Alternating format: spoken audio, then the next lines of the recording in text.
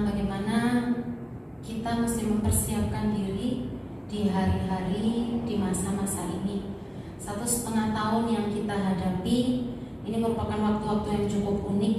Mungkin dalam sekian perjalanan sejarah baru ada satu kejadian yang seragam yang menimpa bukan hanya negara tertentu atau benua tertentu atau kawasan tertentu, tapi menimpa semua orang, semua negara. Nggak peduli dia orang kaya, nggak peduli dia berkekurangan, nggak peduli dia anak Tuhan ataupun bukan anak Tuhan. Pandemi ini mempengaruhi kehidupan semua orang, Bapak Ibu, dan tidak mengherankan jika banyak orang mengkaitkan hal-hal ini, pandemi ini, dengan semakin dekatnya kedatangan Tuhan Yesus untuk yang kedua kali. Dan bagi saya secara pribadi, tentu ini bukanlah hal yang salah, karena memang hari-hari ini ada banyak hal, ada penggenapan-penggenapan yang kita mesti cermati dan kita mesti sungguh-sungguh berjaga-jaga. Bapak Ibu, hari ini saya akan share firman Tuhan. Ada 2 hal yang akan saya bagikan, dan 2 hal ini yang beberapa kali disebutkan di dalam kitab Wahyu, kitab yang lekat dengan pesan-pesan tentang akhir zaman, Bapak Ibu. 2 hal ini adalah yang pertama tentang iman, yang kedua tentang hikmat. Bapak Ibu, yang pertama saya akan share tentang iman. Iman di sini yang akan saya bagikan adalah iman yang memampukan kita untuk bertahan sampai kepada kesudahannya, Bapak Ibu. Dan Bapak Ibu, kita mesti mengerti bahwa kehidupan kekristenan ini memang bukan jalan yang mudah. Di Kisah Rasul 14 ayat 22 dikatakan seperti ini, bahwa untuk sampai kepada kerajaan Allah memang anak-anak Tuhan atau orang Kristen harus menghadapi banyak sengsara. Dan Yesus pun di kitab Injil dikatakan bahwa selama Yesus ada bersama-sama dengan murid-muridnya, tidak hanya sekali 2 kali Yesus mengingatkan bahwa hidup ini, hidup mereka sebagai orang-orang percaya kepada Tuhan Yesus itu memang bukanlah hidup yang mudah. Bapak Ibu, hal-hal yang mungkin akan kita hadapi ataupun yang sedang kita hadapi sebagai anak-anak Tuhan, kita diingatkan oleh Tuhan untuk firman mengatakan bahwa apapun yang terjadi dalam hidup ini, kita mesti bertahan. Karena kalau kita tidak bertahan, maka kita nggak akan selamat, Bapak Ibu. Kita harus punya iman untuk bisa bertahan sampai kesudahannya. Apa yang kita bisa pelajari? Bagaimana kita bisa punya iman supaya yang memampukan kita untuk kita bisa bertahan sampai pada kesudahannya. Bapak Ibu, yang pertama adalah kita akan belajar dari hidup Sadrak, Mesak, dan Abednego, Bapak Ibu. Ketika mereka ada di dalam istana di pembuangan, Bapak Ibu sering membaca pasti bahwa di awal-awal mereka ditawari makanan dari makanan raja, minuman anggur yang sama. Makanan yang dimakan raja ditawarkan kepada mereka, minuman yang diberikan kepada raja juga diberikan kepada mereka. Tentu bukan makanan dan minuman yang abal-abal. Tapi kita tahu bersama, Alkitab mencatat bahwa orang-orang ini mengambil komitmen untuk tidak makan makanan yang sama, minum minuman yang sama dengan apa yang diminum atau dimakan oleh raja. Bapak Ibu, kita bisa lihat di sini bahwa mereka mengambil satu komitmen. Sebenarnya tidak ada ancaman apapun buat mereka. Kalau kamu menolak untuk makan ini, maka kamu akan dibunuh loh. Tidak ada ancaman sedikit pun pada mereka. Tapi mereka memilih berkomitmen, mereka berjaga-jaga, Bapak Ibu. Jangan sampai ini sesuatu yang akan membuat Tuhan berduka ketika saya memakannya, ketika saya meminumnya. Mereka memilih, mereka katakan tidak. Bapak Ibu, sekian lama waktu kemudian, maka ada satu peristiwa di mana orang-orang disuruh menyembah patung binatang, tak terkecuali dengan mereka. Dan kali ini peristiwanya adalah sungguh-sungguh mereka diancam. Ada risiko hidup dan mati itu di depan mata, Bapak Ibu. Kita bisa belajar yang pertama adalah iman untuk kita bisa bertahan sampai kesudahannya. Itu adalah iman yang membutuhkan latihan, Bapak Ibu. Dan saya bersyukur Tuhan sangat mengerti kondisi ini, bahwa kita memerlukan latihan ini. Oleh karenanya kisah ini mengingatkan kita bahwa ketika ancaman itu belum sungguh-sungguh hadir di depan mata kita mungkin belum diperhadapkan pada hidup atau mati, kita mungkin belum diperhadapkan sama hal-hal yang terlalu sulit dalam kehidupan ini, maka mari latihlah diri kita sendiri, Bapak Ibu. Sebelum ada orang lain yang memaksa kita, paksalah diri kita sendiri. Latihan apa yang mungkin bisa kita ambil? Kalau Sadrak, Mesak, dan Abednego mengambil langkah untuk tidak ambil makanan raja, ada banyak latihan yang bisa kita ambil. Mungkin puasa, Bapak Ibu. Ketika kita puasa, kita menetapkan misalkan jam 3 saya akan berbuka, maka jam 1 atau jam 2 itu merupakan jam-jam yang berat pasti buat kita. Ada godaan ingin makan, Bapak Ibu, ada godaan ingin minum. Tapi disitulah kita belajar melatih diri untuk kita bisa bertahan sampai kesudahan. Apa kesudahan dalam hal ini? Jam 3-nya. Kenapa kita harus melatih itu, Bapak Ibu? Supaya kita bisa menguasai keinginan kita untuk makan, kita bisa menguasai keinginan kita untuk minum. Jadi kita mengendalikan keinginan kita, bukan keinginan yang mengendalikan kita, Bapak Ibu. Bapak Ibu, saya pernah mendengar satu khotbah dikatakan seperti ini. Kenapa gereja di Cina itu bisa sedemikian pesat berkembang, padahal mereka itu didera, benar-benar dilarang sana sini, nyanyi sedikit, tentara sudah datang dan sebagainya. Dikatakan seperti ini, karena gereja di Cina itu dipersiapkan untuk menghadapi aniaya, Bapak Ibu. Bapak Ibu, saya bukan mau bilang, saya tidak sedang menubuatkan apapun, tapi mari kita selalu mempersiapkan diri, melatih diri kita sendiri, Bapak Ibu. Kita tidak tahu waktu-waktu ke depan ini apa yang akan terjadi. Pasti kita berharap hal yang baik. Pasti kita berharap, oh kedatangan Tuhan itu masih lama. Pasti kita berharap pandemi ini kalau bisa 2 tahun lagi selesai lah. Tapi tidak ada yang tahu, Bapak Ibu. Siapa yang sangka bahwa ada Delta Plus? Siapa yang sangka tiba-tiba pasien menumpuk begitu rupa di rumah sakit? Kita nggak sangka, Bapak Ibu. Oleh karena mari persiapkan diri kita, latih diri kita sedemikian rupa untuk kita bisa bertahan. Sehingga ketika waktunya tiba, ketika memang Tuhan izinkan kita menghadapi hidup dan mati, saya harus memilih antara Yesus atau bukan Yesus. Kita bisa dengan tegak, dengan senyum mengatakan, saya tetap pilih Yesus. Kalaupun saya harus memilih kematian, asalkan saya nggak kehilangan Yesus. Latih diri kita sedemikian rupa, Bapak Ibu. Yang kedua, bagaimana kita supaya bisa punya iman untuk kita bisa bertahan sampai kesudahannya. Bapak Ibu, kita mesti mengerti kesudahan apa sih yang kita inginkan dalam hidup kita. Kisah Para Rasul 20 ayat 24. Kisah Para Rasul 20 ayat 24 mengatakan seperti ini. Tetapi aku tidak menghiraukan nyawaku sedikit pun, asal saja aku dapat mencapai garis akhir dan menyelesaikan pelayanan yang ditugaskan oleh Tuhan Yesus kepadaku untuk memberi kesaksian tentang Injil karunia Allah. Bapak Ibu, kita mesti mengerti dengan pasti kesudahan seperti apa yang kita inginkan dalam hidup kita. Paulus mengatakan bahwa kesudahan buat dia yang dia impi-impikan dalam hidupnya adalah menginjak garis akhir. Dan yang kedua, Paulus katakan, aku ingin menyelesaikan panggilan pelayananku. Sehingga ketika dia mengerti, inilah kesudahan yang aku impi-impikan, inilah kesudahan yang saya inginkan, inilah yang menjadi mimpi saya.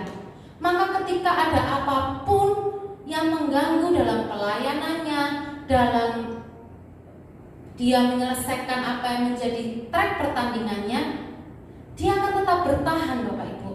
Karena dia tahu, saya mesti bertahan supaya saya bisa sampai menyelesaikan panggilan pelayanan saya, supaya saya bisa injak garis akhir. Bapak Ibu, mari kita refleksikan ke diri kita sendiri. Apa yang menjadi impian kesudahan di hati Bapak Ibu masing-masing? yang sama harusnya ada dalam hati kita. Saya ingin injak garis akhir, selesaikan pelayanan saya, selesaikan panggilan saya, sehingga apapun yang terjadi dalam hidup ini, mau seperti apapun pandemi ini, mau seperti apapun virus ini, mau seperti apapun kondisi di luar sana, saya akan tetap bertahan, berusaha. Yang penting saya selesai menginjak garis akhir. Dan ujungnya apa Bapak Ibu kesudahan yang kita inginkan? Tentu hidup di surga bersama Bapa selamanya Bapak Ibu.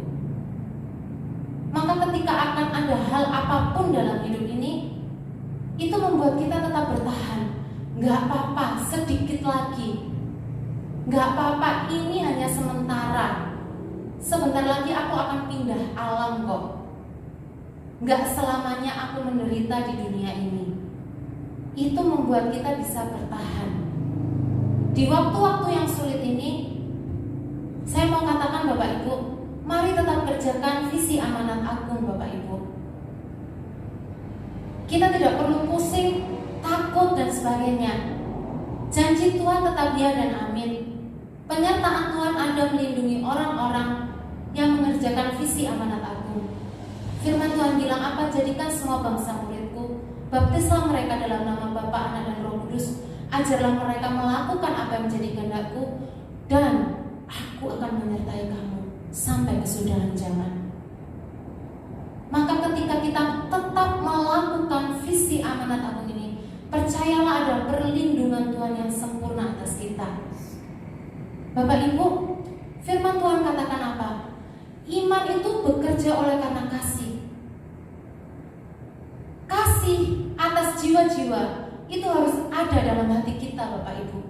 Supaya apa? Supaya iman kita itu bisa bekerja, supaya iman kita ini bisa diaktifkan. Kalau tidak, dia akan menjadi benih yang diam saja dalam hati kita, dalam jiwa kita, dalam roh kita.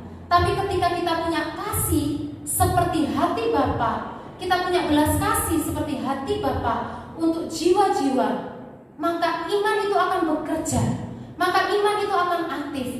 Makanya firman bilang apa? Tanda-tanda ini akan menyertai orang yang percaya, yaitu orang-orang yang mengerjakan visi amanat agung. Kenapa dia bisa menumpangkan tangan atas orang sakit dan orang itu sembuh? Mengapa perkataannya begitu berkuasa? Ya, karena hatinya dipenuhi kasih Bapak Ibu. Dan kasih itu mengaktifkan iman, dan iman itu bisa mengerjakan banyak hal Bapak Ibu. Bapak Ibu, kiranya apapun kondisi di luar sana tidak memudarkan fokus kita untuk kita tetap bisa mengerjakan visi amanat agung Bapak Ibu. Dan yang ketiga, bagaimana supaya kita bisa punya iman untuk kita bisa bertahan sampai kesudahannya. Firman Tuhan bilang apa? Kita mesti melekat sama Tuhan. Di luar Tuhan benar-benar kita nggak bisa bikin apa-apa Bapak Ibu. Kita stres pasti Bapak Ibu. Kita benar-benar mesti nempel. Karena hanya dengan nempel, kekuatan Tuhan itu bisa terimpartasi dalam hidup kita. Kita akan bisa mengambil keputusan-keputusan yang tidak umum.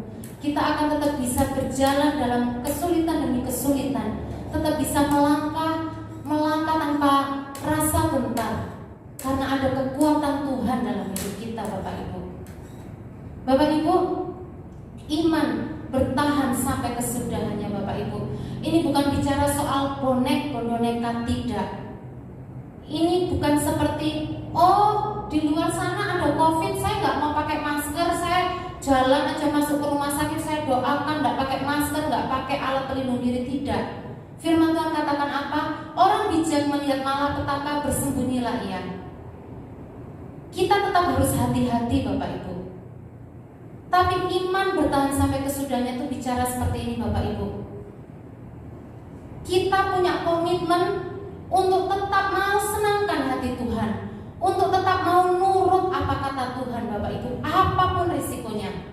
Seperti Daniel ketika dihadapkan pada kamu pilih buah singa atau pilih menyembah Tuhan, atau pilih menyembah Raja Bapak Ibu. Ketika dihadapkan seperti itu, sesudah 30 hari lamanya, dan orang-orang datang mengepung dia, iman bertahan sampai sampai kesudahannya membuat Daniel untuk tetap hadapi saja, nggak usah lari, nggak usah memilih untuk menyerah, hadapi saja gua singanya, Bapak Ibu. Iman seperti itu yang kita butuhkan, Bapak Ibu. Bukan iman yang nekat, tapi iman yang ketika kita sudah ada di ujung tanduk, kita tetap bilang, aku hadapi saja.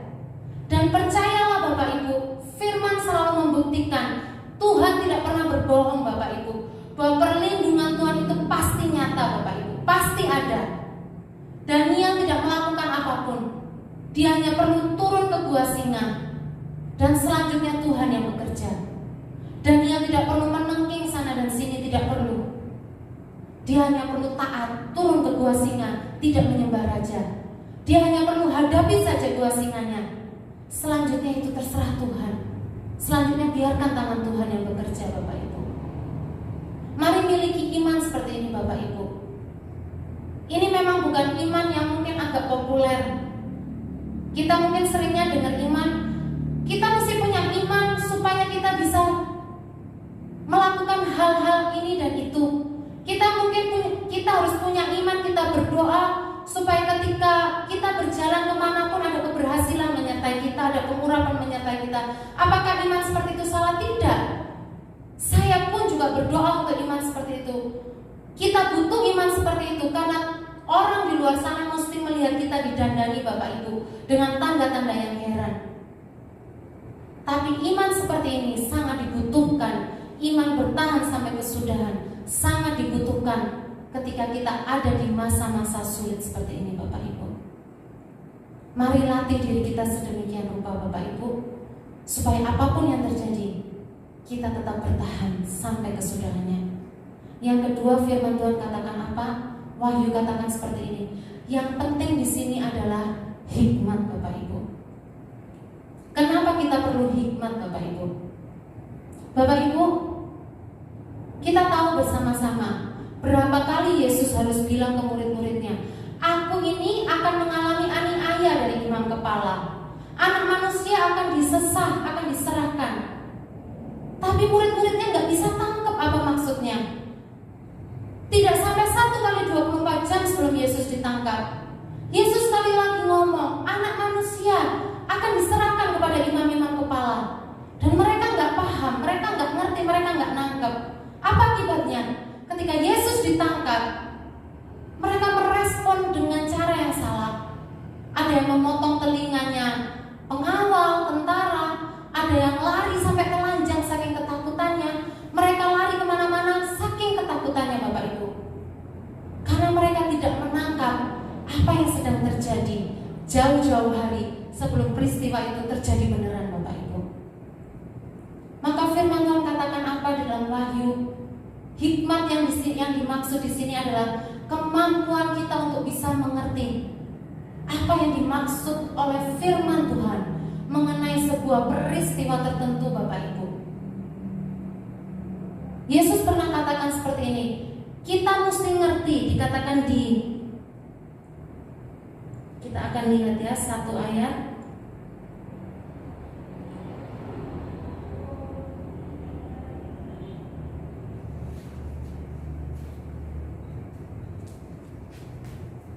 Dikatakan seperti ini, Bapak Ibu, di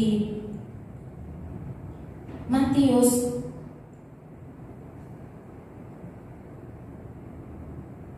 Matius 24 ayat 32 dikatakan seperti ini.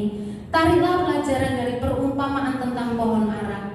Apabila ranting-rantingnya melembut dan mulai bertunas, kamu tahu bahwa musim panas sudah dekat. Bapak Ibu, hari-hari ini penting sekali untuk kita dipenuhi dengan hikmat Tuhan, untuk kita bisa mengerti, Bapak Ibu, apa maksud Tuhan atas setiap peristiwa demi peristiwa, dan peristiwa apa yang sedang terjadi hari-hari ini. Sehingga ketika 1 kali peristiwa itu akan terjadi sesuai dengan apa yang difirmankan oleh Alkitab, maka kita tidak akan menjadi pribadi yang terkaget-kaget. Maka kita tidak akan jadi pribadi yang seperti dikejutkan, Bapak Ibu. Tapi kita sudah menjadi pribadi yang siap, Bapak Ibu. Penuhi hati kita dengan hikmat Tuhan. Terus melekat sama Tuhan. Cari apa yang menjadi maksud Tuhan. mengerti benar-benar apa yang jadi maksud Tuhan. Ada banyak pergolakan hari-hari ini Bapak Ibu. Dan sebagai anak-anak Tuhan, mari kita mengerti tanda-tanda zaman Bapak Ibu. Bapak Ibu, akhir kata, mari jadi orang yang terus punya iman, yang bertahan sampai kesudahannya. Dan penuhilah hati kita dengan hikmat Tuhan, memahami setiap hal yang terjadi dalam hidup ini, dan terus berjaga-jaga. Biarlah kita semua boleh sampai kepada garis akhir dengan penuh kemenangan, menjadi pribadi yang terus ada dalam dekapan tangan Tuhan. Kita berdoa. Bapak, kami bersyukur untuk segala kebaikan-Mu Tuhan. Apapun yang terjadi hari-hari ini ya Bapak, kami percaya Tuhan ada perlindungan Tuhan yang sempurna atas kami Tuhan. Tuhan, kami mau menjadi pribadi-pribadi ya Bapak, menjadi gadis-gadis yang bijaksana Tuhan. Kami mau menjadi pribadi-pribadi Tuhan, seperti orang-orang yang Tuhan yang sedang ada di dalam rumah, yang sedang menanti majikannya untuk datang ya Bapak. Kami Engkau temui Tuhan tidak sedang diam Tuhan, tapi Engkau temui kami sedang mengurus apa yang menjadi kerajaan-Mu, apa yang menjadi urusan-urusan Tuhan. Kami menjadi pribadi yang terlibat di dalamnya ya Bapak. Oh, aku berdoa dalam nama Yesus Tuhan, apapun kata orang di luar sana ya Bapak, apapun pertentangan yang sedang terjadi hari-hari ini Tuhan, oh kami katakan ya Bapak, kami mau terus melekat sama Tuhan.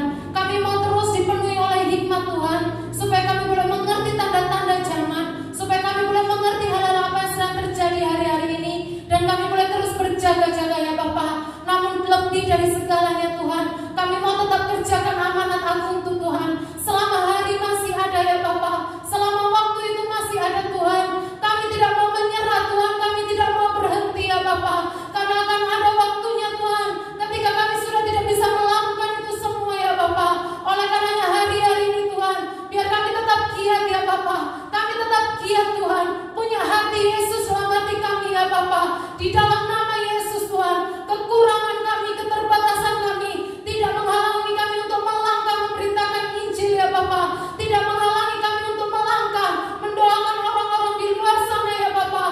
Apapun yang menjadi keterbatasan kami tidak menghalangi kami untuk tetap bersyafaat, merintih di hadapan-Mu, mengerang di hadapan-Mu, berdoa Tuhan buat bangsa ini, buat bangsa-bangsa, buat gereja-Mu ya Bapak.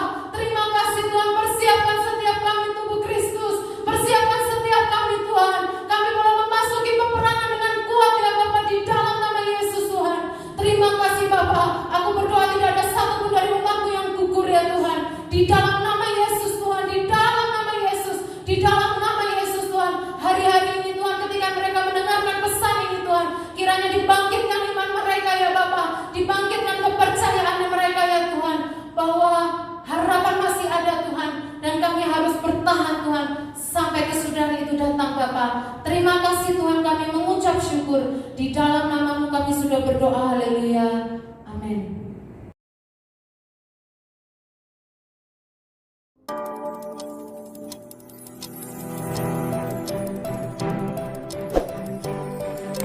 Audio Jungle.